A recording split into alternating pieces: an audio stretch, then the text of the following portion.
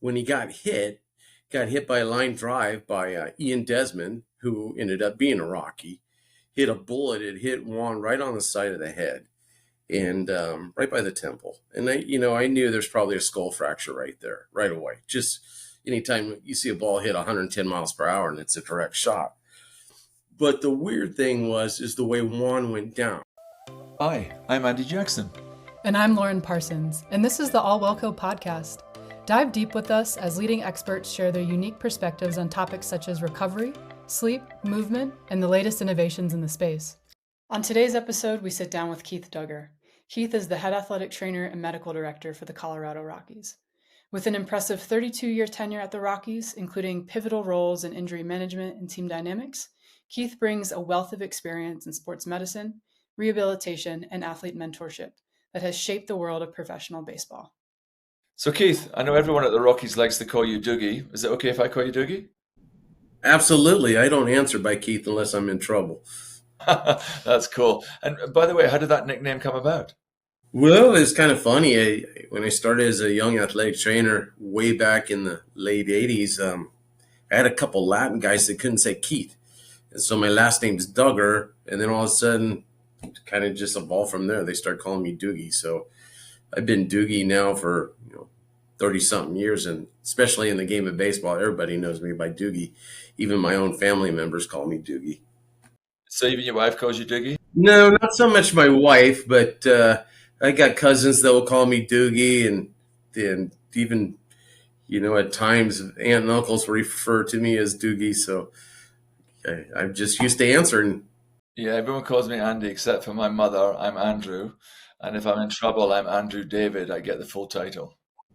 Yeah, that's when the middle name always comes out. You ever notice that? Is when you're in big trouble. Well, amazingly, you've been with the Rockies for 32 years, 15 years as the head athletic trainer and medical director, and all the players and management speak really highly of you. The all-star third baseman Nolan Arenado considers you a combination of a doctor, a trainer, a psychologist, baseball dad, big brother, friend, and confidant. Manager Bud Black calls you vital to the organization. So, Doogie, we're really honored that you've come and joined us on this podcast. Thank you very much. I really, truly appreciate it. I appreciate the opportunity to talk to you guys. Thank you. Could you share some key moments or experience that define your time with the Rockies? Well, it's tough to really pinpoint one specific, but anytime you make it to the World Series, I think is a huge goal for the organization. And, for me personally, that's something you dream about as a kid, is you want to be part of the big game, the big show. And when we made it to the World Series in 2007, unfortunately, we got smoked by Boston, but it was just, getting there and the dream of working hard and feeling the adrenaline and seeing all the staff and the press around you and just kind of, reaching the pinnacle of your sport. It was a great opportunity, and hopefully before my career ends, I get another chance to be part of one. So one remarkable incident that highlights your role is the Juan Nicasio event in 2011. Can you walk us through what happened and your immediate reaction on the field? Yeah, when you look back in your career, everybody has, as a physio or a trainer, anyone who covers a team, you have one or two incidents that you'll remember the rest of your life, right? And the Juan Nicasio is definitely one. I think, for instance, the day was just kind of a little different for me anyway. There's a lot of times I'll start a game or come in the fifth inning. For some reason, I want to see Juan pitch that night. So I was in the dugout in the first part of the game, which a lot of times I'm not. I come in a little bit later. And when he got hit by a line drive by Ian Desmond, who ended up being a Rocky. Hit a bullet. It hit Juan right on the side of the head and right by the temple. And I knew there's probably a skull fracture right there, right away. Just anytime you see a ball hit 110 miles per hour and it's a direct shot. But the weird thing is the way Juan went down. It clearly knocked him out. He was unconscious. But what you couldn't see in real-time action is when he went down, his chin actually hit the mound, and that's when he broke his neck. When I went out there, Juan is one of the strongest individuals I've ever been around. And he just kept saying, electricity, electricity, my legs, my arms, I can't feel it. And he was scared. So, unfortunately, it's one of those deals you've trained for, right? Over and over. You hopefully never have to deal with it. But I'd say the best thing we did is we were prepared, right? And the thing that stands out for me was it's one of those few times, like a lot of times you'll run on a field, your heart's beating really fast, right? And things are speeding up. Everything was extra slow to me. Like it seemed like, as corny as it sounds, I was like hyper focused, right? Like I was locked into him. Like my instincts just kind of told me something's serious with this kid. One, because I knew the kid, right? I could just read his face. And two, just the way he went down, something wasn't right. And honestly, from the dugout, we couldn't tell he hit his chin on the mound at that time. But when he came to and was telling me, the electricity in his arms and his legs, and he didn't feel right. It wasn't his head where he got hit. It was everything else. He was trying to explain as best he can. So, we had our protocols in place. We stabilized him. We had the paramedics involved, which we practice. And I think everyone in professional sports and collegiate sports, or cover any type of club sports, you're used to this, right? And it was real time, and real time scary, because you tend to try and speed things up so you could get a guy off the field, but it's more controlling the people around you. And I think, my assistant trainers, the doctor that was on site, and the paramedics that were there, everybody was just focused. Their gut was telling them this is bad. Even when we got him in the ambulance, and when we finally got him to the hospital, it was, I didn't want to get my hands off of him. It's like I knew I don't want the local ER doc to look at him. This was a trauma. I knew this was something serious that, it's going to take some time to figure out, and we need the best experts. And not that some of the young ER docs aren't experts in this, but I knew we probably needed, a neuro person or something of that sort that deals with these severe trauma injuries. And, and it was a long process with the rehab. I actually lived over in Dominican with him and did his rehab at the end of the season. But there's so much we learned from it, not only the physical side of the injury, but the mental issue, the depression that comes with the severity of an injury like this. Like, am I ever going to be able to play again? Am I going to be able to provide for my family? And those were some of the answers that, I wasn't necessarily prepared to answer for him right away. The other thing is when he had this injury, I reached out to all my peer group. I called Greek over with the Broncos. I called the guys with the Avalanche. I was calling all over the country. And all of them said to me, we've never had to deal with something this bad. I think there was a Denver hockey player that was maybe the closest thing. And then when I had the neurosurgeon, he kind of gave me 3 realms we could go with Nicasio. Did we just let it be? Do we fuse his neck, which means he's probably never going to pitch again? Or do we try to repair this as best we can and pray for the outcome that he could come back and try and be a baseball player? So I discussed that with Juan when the time was right, because he wanted me to choose which option. We couldn't get a hold of his family members, and because they lived in, kind of the mountains in Dominican. I don't even think they had a phone. So I was kind of almost acting like his guardian and kind of representing the team at the same time. So I just had to kind of look at it as, what if he was my kid, right? My brother or a family member? What would they want? And, after discussions and talking to a lot of my peers, we came up with a decision, let's try and fix this thing best we can, and hope that the rehab goes well, and hope that he gets a chance to get back. And, with a lot of blessings and a lot of luck and a lot of hard work, the guy made it back and basically pitched another 8 years. Now, the bad news is when he made it back, his first game back with us, he got hit by another line drive in the knee and fractured his knee. So we were like, maybe you're a magnet. Maybe you should do something else. But that guy was one of the toughest players I've ever had. And we'll always have a close connection. One, not only because of the injury, but, he was a defining point in my career when I was talking about you deal with those one or two injuries that you've trained your whole life for. And thank God it worked out the right way.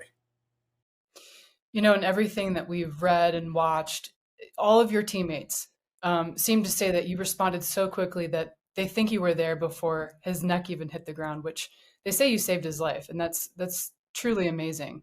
Following an incident as severe as his, what is your approach to rehab and getting a player back to their best? And how do you balance, like you were saying, the physical and the psychological aspects of recovery?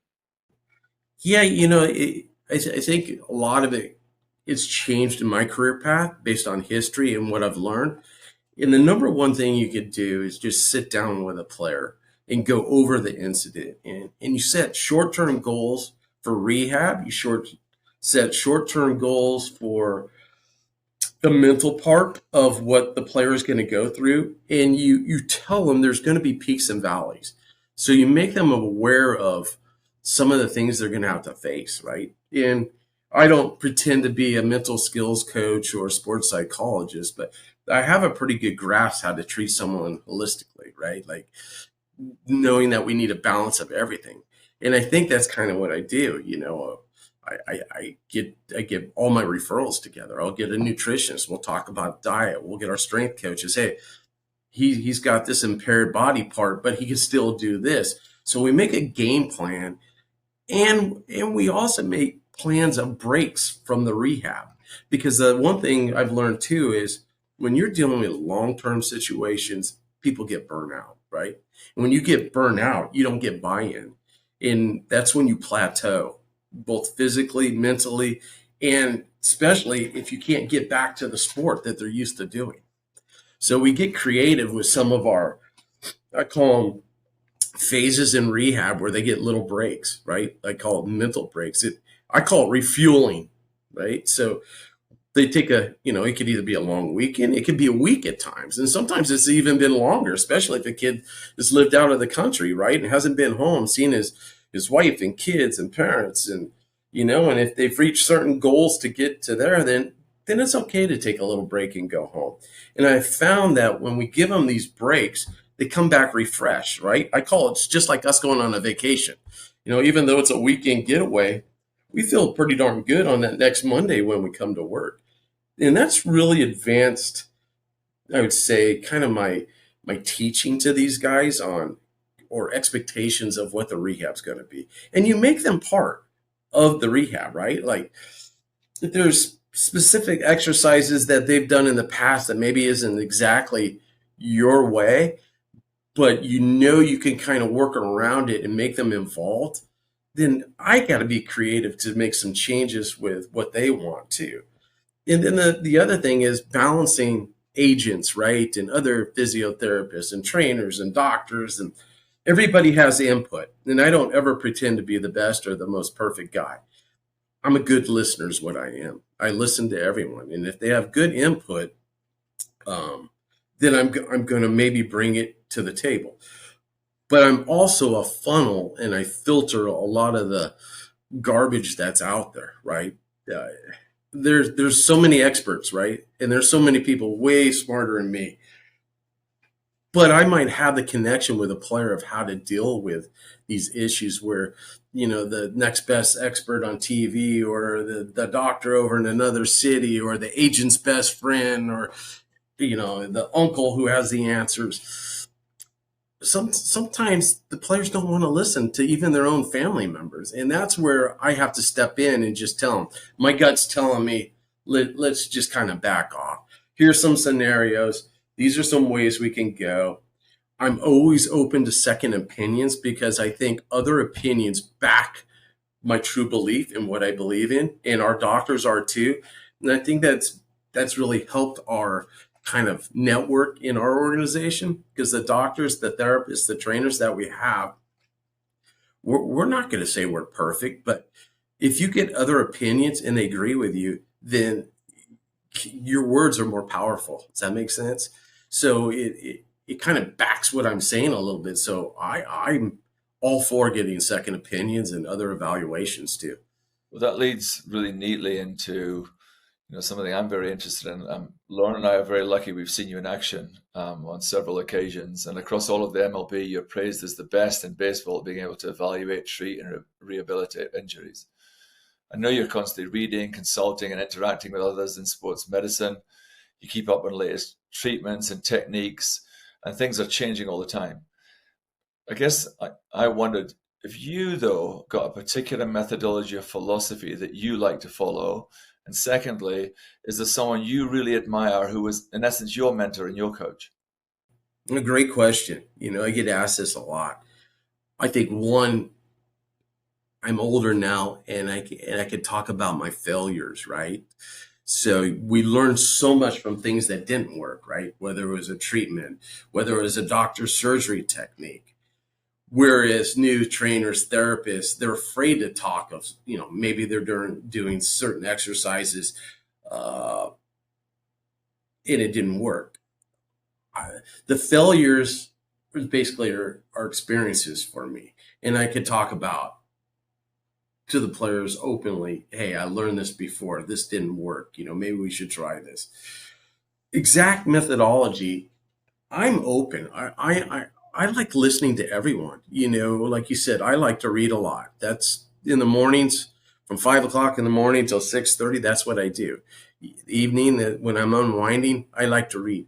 I don't like to read stuff in my own peer group, meaning like baseball trainers. I like to read journals from the UK or Australia or wherever, Germany. There's so many wonderful therapists and doctors and physicians that we all treat injuries. It's just different ways. And not every player is going to buy into your way, right? So there's techniques and ways, and just the whole mental aspect of treating a player in the last 10 years has changed immensely for me. And sometimes it's almost better to start with the mental side before you even get to any of the physical work. And that's changed a lot. I think, when you're looking at exact modalities and, tricks of the trade out there, I think you need to be open. We work in a science and it's an evolution. Things are always changing. There is new things brought to the table. So if I'm using a certain modality or a certain tool to help my players, doesn't mean I'm going to use that 5 years down the road, right? And I think that's what organizations have to understand. You could build the best science department right now, and it's obsolete in a week. And that's what I want people to understand when they're building their sports science department. What you got to understand is the little modalities or gizmos or analytics that you're using right now are to help you at that moment and get better in the future. And sometimes once you learn a little bit from that, you can discard that and move on to the next one. And that's what I've kind of done in my tenure, my profession, is kind of learned when to, hey, I've got this. I don't necessarily need this now. I got people taking control of that, or the players in control of that. What else is out there? And I don't just go grab everything that's out there. That's a whole nother thing, right? I pick and choose things, especially in the professional realm. If we're using numbers or figures, players are real cautious. You got players union too, that sometimes are afraid that you're going to use specific numbers or test against the players. And front office might want those for the same reasoning, right? So you got to do that fine balance of just being a true trainer, and you're not giving everyone all the information except for the player themselves. And that's the number one thing. If it's a device or a treatment or a modality that's not going to help the player and I can't share it with the player, then I don't want it. We just built a brand new lab here in Arizona, a pitching lab and hitting lab. We got everything. We got force plates, we got cameras. It's pretty high tech stuff, but I'm trying to teach our organization. We spend a lot of money that, hey, be prepared in 2 or 3 years. We're going to be changing something out and it's going to be more money. This isn't just something you stay with for 25 years. It evolves yearly. And, I think the other thing is when you're bringing more things in, if you don't have the human touch and the number one component, communication, then none of that is going to work at all. You got to be able to communicate. You got to have a relationship with the player and the coaches and the staff and the balance. That's probably the most important. I think in the sports science world, we've tried to do things so fast and get so many numbers and so many things. We've almost became, in our own field, lab rats at times, right? Like we're just running them through a mill, and that's not going to work. You got to have that human touch. You need to have their hands on them. You got to know, you know, how the player was affected from their home life. They might have other stressors, that has nothing to do with their actual job. It's things at home that have been bothering them. And those are probably the key things I've learned. As far as, true mentor, I've had so many of them. I've been very fortunate in my career path. I've got to work with, probably the best orthopedists in the world, Dr. Yoakum, Dr. Andrews, Dr. Hawkins, Stedman. Just my timing in my career was pretty fortunate in the sports medicine industry. I came out, when athletic training was at the very beginning of the profession, and strength coaches were at the very beginning. My certification was number 3003 in a strength coach. So just the timing of my career has been really good. And I always tell the young trainers and therapists that I work with, I wasn't the smartest guy, but I might have questioned more doctors, trainers, therapists, and asked that why question. I'm a visual learner. I need to see things for myself, and just to read about it. Don't be afraid to the not argue, but debate if you truly believe something should be different, or a different way, whether it's an orthopedist, a physical therapist, or a trainer. It's good to have debates in our profession. So, Doogie, working with highly talented and well-paid athletes must present some unique challenges. What's the toughest aspect of you and your job in managing these athletes? Well, in professional sports, got to remember it's a business than a sport, right? There's dollars that are affected either way, whether they play or they lose. If you're an owner and your best players aren't playing, there's a huge dollar amount to that. And it's not necessarily just the player that's hurt, it's all the players underneath them that you have to move. So there's huge costs in what we call DL days and IL days. And that's pressure at the professional level. As far as treatment as players, I treat everyone the same. I don't care if a guy's making a buck versus a gazillion dollars. That's not my job to worry about. My job is to get them back in a safe, healthy, timely manner where they can come back and compete at the highest level. Now, the biggest part is determining, is a 70% superstar better than the next player, right? That's great when you're looking at it on the administrative side, but on the player side, it's not fair to them. So when players are ready to go on rehab assignments or get close back to playing, you have to make sure that they're comfortable with the decision, right? Even if I'm trying to push it, maybe mentally they're not there. Maybe their agents are telling them something, hey, you need to hold off a little bit. And that's one of the tougher parts of kind of dealing with professional athletes. But again, if you start from the very beginning and you have everyone involved and you have good communication with the player, then it doesn't really matter. They're going to listen to you, they're going to follow you, and they're going to trust you. And again, it starts from the very beginning when I said communication is the key to everything. If you want to build trust, you better start up having a good relationship with a player. And sometimes, we got players from all over the world. It needs to be done in different ways than you're used to. So you might have to go about it in a complete different way. You touched on this earlier of, you could kit out a athletic training room or a sports facility and it's beautiful today, but tomorrow it might be obsolete. Are there Any new methodologies or technologies that you find particularly vital for recovery and rehab as it stands? Well, I think, again, when I said at the very beginning, the holistic approach, there's not just one specific. I think you got to understand that, you know, everything is combined. You know, you got your nutrition, you got your mental aspect, you got your sleep. Uh, those all are going to affect the physical side, right? It's We have all kinds of modalities. We have sleep rooms, sleep techniques. We've learned, travel times, practice times, the best nutritionists in the world now, and chefs. I mean, the whole our job has changed because we have so many more people. It's actually become easier, but the hardest part is getting everyone on the same page, right? It's basically, if you have 50 coaches, that's great, right? But if everyone is giving a player different input, you want to make sure that all of us are on the same page, meaning all the practitioners are on the same page. And that's what I'd say part of my job is being a good gatekeeper, right? Of kind of getting everyone organized so there's not this miscommunication.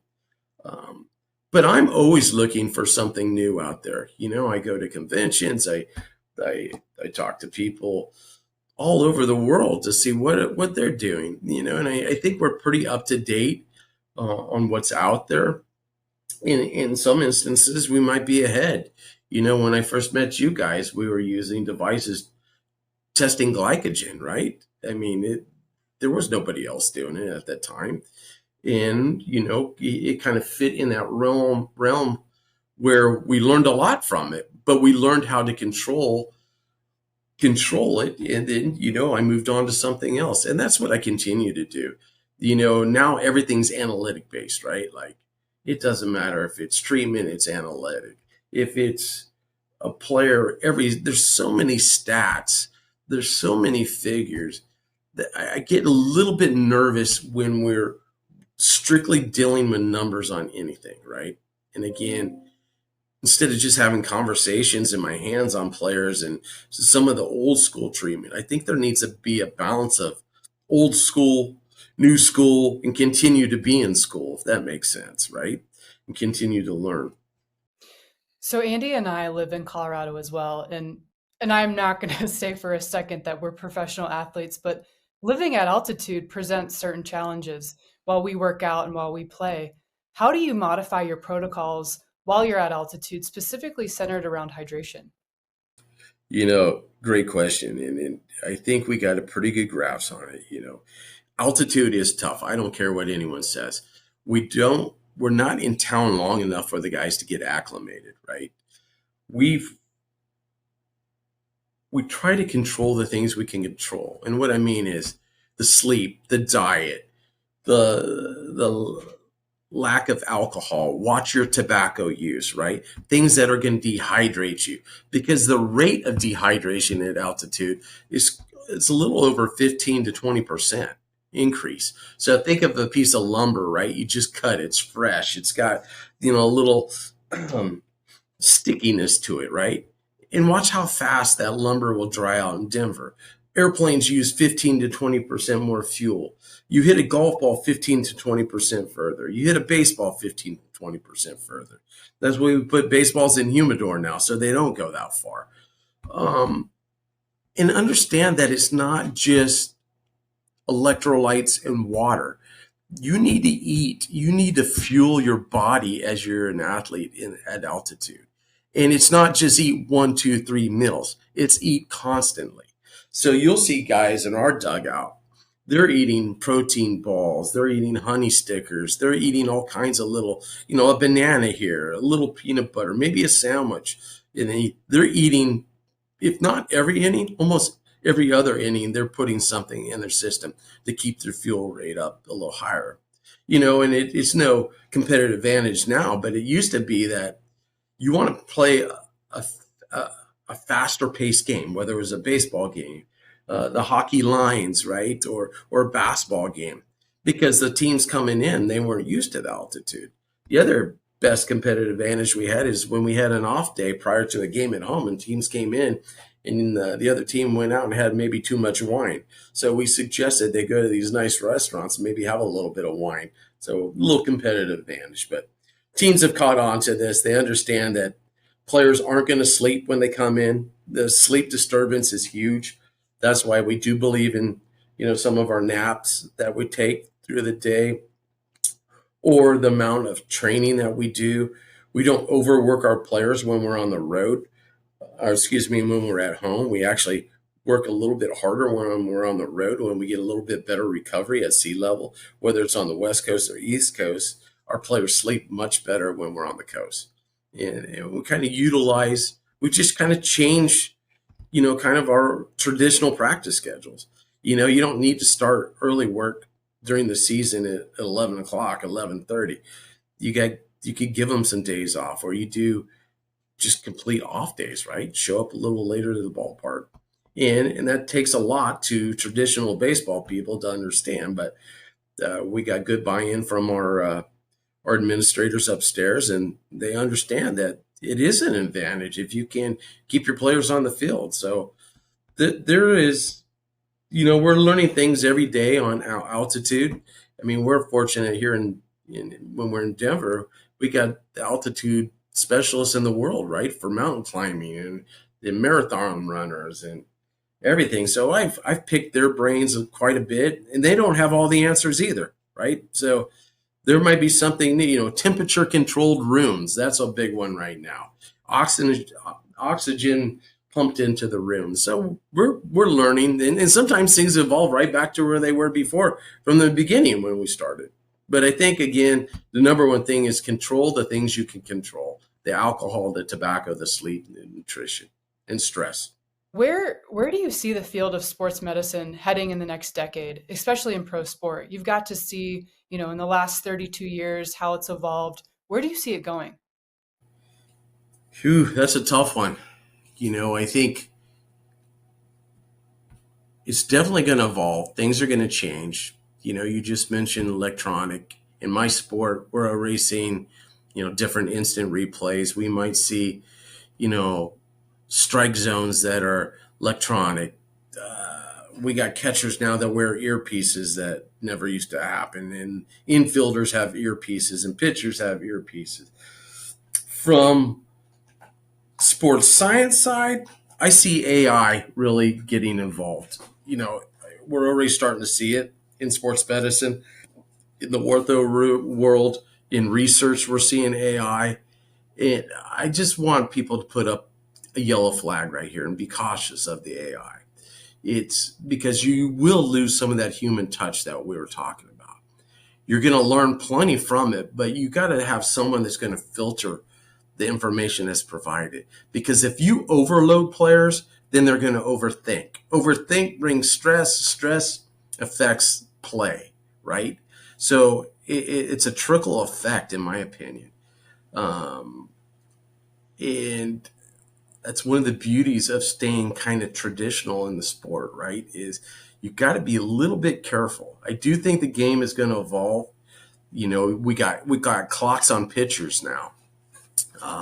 We had a little uptick in injuries last year because pitchers said they weren't getting enough rest, and maybe they're right. We just don't know. We're going to need a little bit more data to figure this out. But to change the game completely just because there's something new or different, we have to be very cautious. And, I think when there's a sports scientist or a head trainer that is still in charge and still is able to connect with a player, you're going to be okay if balancing out. But if you bring someone in, and other sports have had this problem, even my own peers have had this problem, someone in that isn't used to the sport, that is completely going to change it more of the lab situation like we're talking about, then you're going to lose the players. They're going to go elsewhere. And no team really wants that. You want to provide your players with everything so they don't have to go out that much. I'm not opposed to a player going to a new hitting facility or a pitching facility or a PT or a therapist. But on the same end, they have to respond just like I do. They have to communicate and then make me part of what they're doing. At least, help me understand what they're doing if it's something different than I want them to do. So when players are seeking something different or something that's new out there, trainers and therapists and people like myself are going to have to jump in and learn about it, the pros and the cons, right? And you're going to have open communication of what's going on. So in saying all of that and just forecasting the future a little bit, what advice would you give to aspiring athletic trainers who want to work in pro sports, particularly in baseball? Well, it's funny, I get asked this question a lot, but one of the beauties of being in baseball, you're by yourself, right? Even in the minor leagues. So you might be a young trainer, but you're hitting the groundwork right away, day one. So I just hired 2 new kids, and that was some of the discussion I was talking about. You're going to have to make the decisions. I'm here to mentor you and help you. I'm not going to just ride on your shoulders and, have it done my way. They're going to have to learn to kind of, I guess, get the tools to make it work for them, right? And that's kind of where you're talking about mentors, right? Get a little piece of advice from whether it's me, another trainer, another person, and make it work for you. I always tell them, ask questions. Don't ever be afraid to ask questions. You might not get the answers you want all the time, and don't ever be afraid to be creative. I think a good therapist and athletic trainer is almost like being a contractor, right? You're always going to change. Don't make everything a cookie cutter approach. You can have your go-to exercises and treatments, but every individual is so different. And don't just treat a single body part, right? And when I was talking about kind of the holistic approach, you got to treat the opposite side. You got to work from the ground up. You got to work the mental side. And set goals for yourself as an athletic trainer when you're young. Where do you want to be in 3 years, 4 years? Do you aspire to be someone, at the major leagues like me? What did it take? Did you go work winter ball? Did you work secondary jobs? And how did you get your CEUs? Where did you get your ongoing education? And I think that's just as important. I think the off season for my trainers is almost as important as the in season, because they actually learn a little bit more, whether they're going to classes or seminars or learning new techniques, dry needling classes, working with Ruskoff, MAT, ART. There's so many different techniques and certifications, and they all work. But you don't just want to be that guy with a bunch of letters behind your name. You want to know how to apply it to the athlete. And I think that's the key, is when to learn to use these different techniques, or how to kind of bring a different technique to the table on a therapist, on a player. And that's going to evolve too. It changes all the time because there's so many different ways to treat. And that's why I like looking outside of my own peer group, so we're not blinded doing the same thing all the time. I love watching people in the world of the work in track and field and how they have to deal with sprinters and, some of the soft tissue injuries, what they do. They got techniques and running techniques, that stuff that I was never taught when I was in school. And as far as an athletic trainer in baseball, it's not just tape an ankle, stretch, and do rehab. I mean, we worked through a pandemic. We all became epidemiologists. We became certified CLIA lab specialists. hopefully in my career, I don't ever have to work through another pandemic. But we work in Latin America. So, we almost become pseudo doctors over there because a lot of times we don't have internists and doctors over there. So we learn about environmental diseases, dengue fever, malaria, chikungunya, things that we're not exposed over here in the States. But when I send my guys over to Dominican or Venezuela, Colombia, Nicaragua, or wherever, they have to learn about this because that is part of the culture. And for me, that's exciting. And when I send someone, to a different country and it's their first time, they're scared to death, right? I think all of us were scared when we finally initially got to travel. But when they come back and they've learned something new from that culture, maybe how they're treating, then they bring that back to the table. And I love having those discussions with the trainers. To just basically immerse yourself in all avenues and places that you go. I've been fortunate to travel around the world with with baseball, and I've learned so much from all the countries, and I'm still learning to this day. So, Doogie, I was fascinated earlier when you were talking about your kind of highlight of your career. You were talking about the World Series. I'm a failed semi-professional soccer player, and the highlight of my career was when they paid me $3.17, and I went, "Someone's paying me to actually pay this game." That was my highlight. So the thought of the World Series is quite incredible, and so congratulations on that. But thinking about your career, other than the World Series, is there anything else you're really proud of in your time with the Rockies? Yeah, the relationships I've built with my players through all the years. I'm still friends with guys from the very first years I worked in baseball. Um, I think the Rockies have been a special family environment, meaning that we started from ground zero, and that was special. That the people that were here at the beginning were still very close, and that's why we aspire. We work hard. Our ultimate goal is to win World Series. But my ultimate goal for the Rockies is I just want people to be happy. They know we work hard. We work for the players. We try to do the best we can with what we have. Again, as far as personal, I mean, there's a lot of things. I've been so fortunate. Baseball is my favorite sport. So I tell people I don't have a job. I really don't. I know I work hard at times and I've sacrificed a lot. But if you can learn to balance your life with your family, your kids, and your work, it makes everything better. I look forward every single day to going to work, which a lot of my friends in other professions can't say that. I mean, when I get to sit in a dugout for half the night and watch a professional baseball game, there's nothing better. My office is the best stadiums in the world. My 3 offices are at Salt River Fields, Coors Field, and Dominican. They're pretty sick offices. And my goal every day is not to be in my office more than an hour. It's to be on the field or in the training room or in the lab or, involved with the players and the staff. And it's for me, it's a great job. I'm going to bounce back to one thing you said. If there's something else I'd tell a young athletic trainer is you've got to find time for yourself in this profession, right?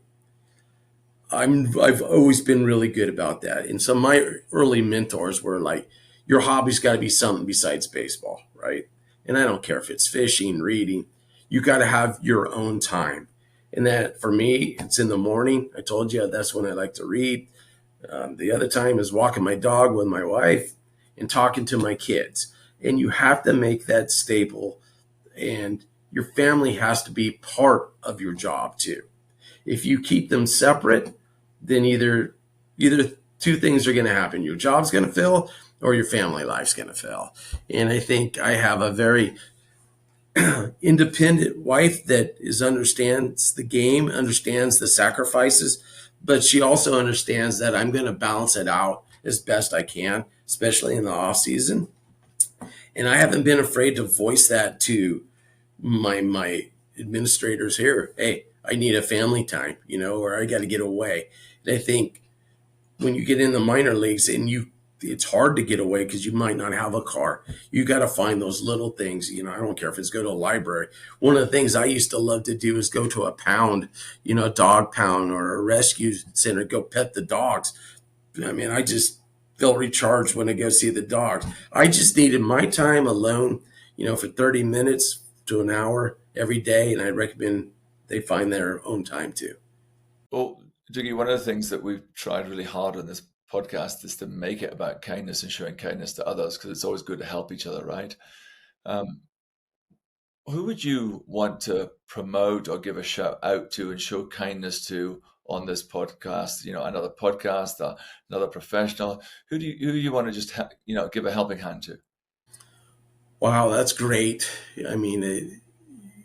There's so many people I could bounce around to, but I want to bounce around to the girlfriends, the spouses of trainers, therapists, and coaches that understand the type of life that we live, right? And our understanding of the work that we have to put in. I think they don't get enough credit of kind of helping us out at home, which makes us better at our job. The other thing I want to give a little credit to is, the instructors and professors and teachers that have taught all of us, right? That's not one of those jobs that necessarily the monetary effect they feel. I think they get their reward by people talking about how somebody influenced them to make them a trainer or a therapist, right? I have so many people to thank, from my early days in college to, older trainers that I worked with, and again, orthopedists and, so many other people too. Some of the best people I've ever been around are some of the administrators in front offices that are kind of like our sounding voice when we have issues too. We complain to them, they try to solve problems for us. And those secretaries and administrators, man, they are the best communicators and just help everybody out. And I'd love to thank them. Before we wrap up, do you have any final thoughts or key messages that you'd like to leave our audience with? Well, if you are getting involved in the sports science world, understand that it is a evolution. It changes constantly. It's exciting. And again, I think I touched base a little bit on mistakes or, changes. You're going to make mistakes in this profession. There's no doubt about it. And the ones that are perfect, they're fake, in my opinion. So if you're going to a seminar and somebody's 100% sure about something, they're lying to you. So I'd be a little bit guarded with that individual. But if someone says it's worked in these cases, this is what I've done, and they make you understand that it can benefit them, right? But it's not going to benefit everyone. I don't like going to anything that's going to be 100% sure it's going to help, right? I think it can't be 100% sure unless it's 100% buy-in from the player too.